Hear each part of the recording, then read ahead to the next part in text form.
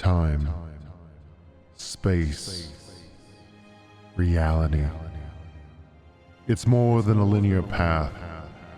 It's a prism of endless possibilities, where a single choice can branch out into infinite realities, creating alternate worlds from the ones that you know.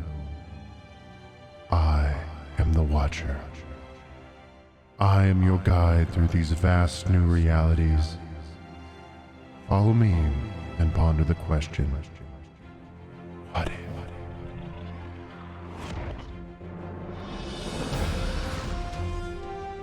It's always unfortunate when a game fails.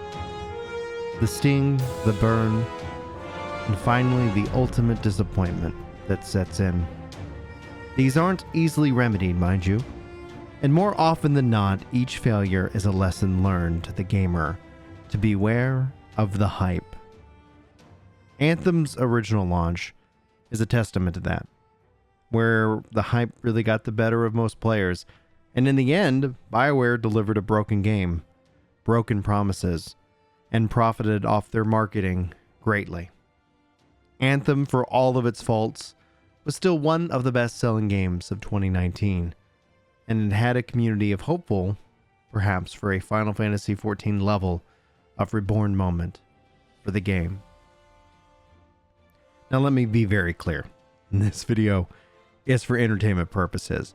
But that doesn't mean that I wouldn't love to know your thoughts on the subject. In this video, we're going to take a hard look at the impact of this specific question, obviously a year after Anthem Next was promised and ultimately abandoned, which has left gamers wondering, what if Anthem Next was never canceled? First, I think it's best that we start off with a bit of history for those of you who are just joining us on our adventures here on Ginger Prime. Hello everyone, by the way, my name is Brian, and this is my channel. Feel free to subscribe if you feel I earn it. Hit that like button if you actually enjoy these what if videos, and sound off in the comments below if you'd like me to dive into a what if topic here in the future. But the conversation around Anthem Next really started to grow back when Anthem was originally launched, when you saw that their roadmap was canceled and the conversation shifted from how you make the current game better to how you should rebuild the game from the ground up. Now, back in May of 2020, an unfortunate time for anybody to take the lead, Christian Daly introduced himself via a blog posted over on Bioware's site talking about the future of Anthem. Christian being the person that was promoted into this leadership position, following the exodus of the leadership team that put Anthem together. The work would be a massive undertaking for him for sure, but just like he showed us in his humanity, we all weathered this crazy year of 2020 together, and it brought some hope for the future of Anthem. Development updates of Anthem would then follow us into July, and really started to see things evolve and feel heard in terms of how the core game would play. They even provided video footage and images of how these changes would be outlined to the players. Things would go quiet for a while until a massive update on October 28th, where the team showed off its skill trees, its builds, its loadouts, and so much more. It was all seemingly too good to be true, and history unfortunately teaches us that was in fact the case.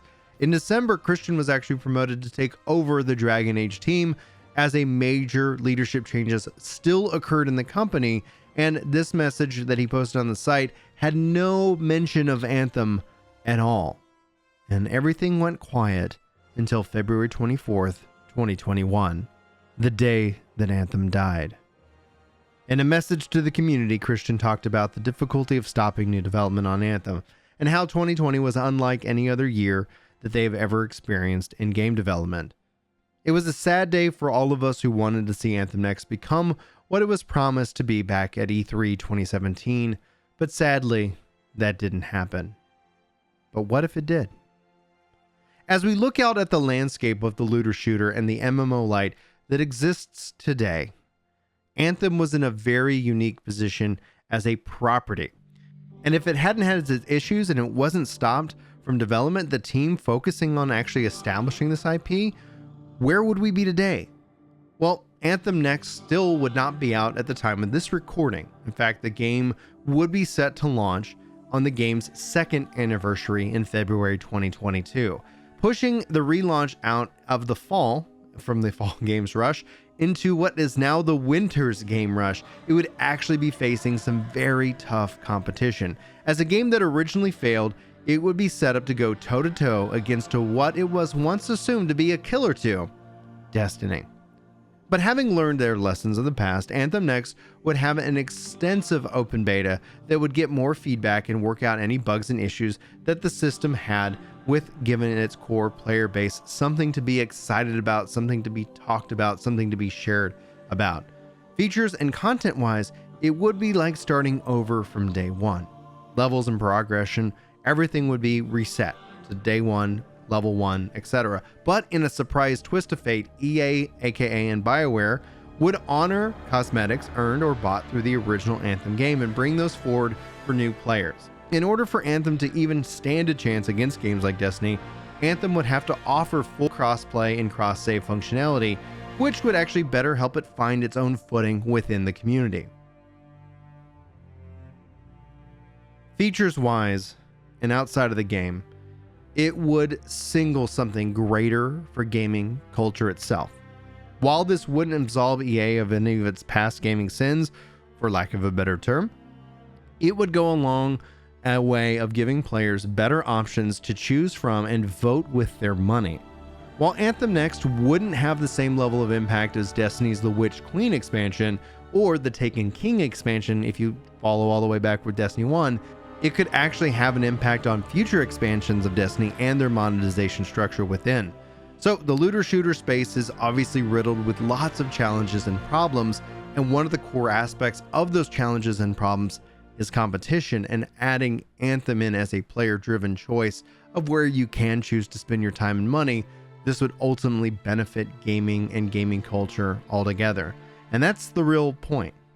Anthem Next might not ever become a reality, and because of that, gamers lose out twice, both in having a game and a world that they want to play in, but also having a higher level of voting choice when it comes to the monetization systems and practices that we're willing to back as gamers.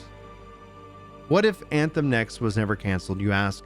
The world would be a little better off, still broken in its own way, but overall a place where even if things fail out of the gate, more people could believe that things, and perhaps even themselves, can and will be better.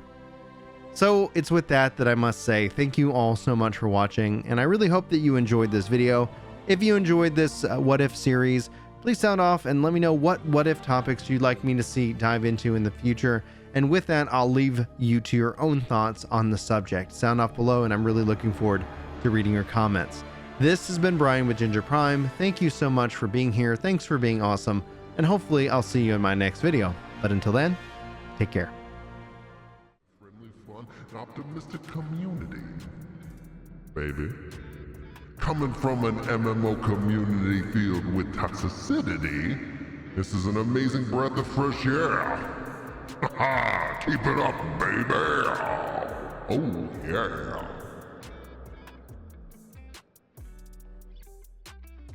I just want to say I'm really glad you're feeling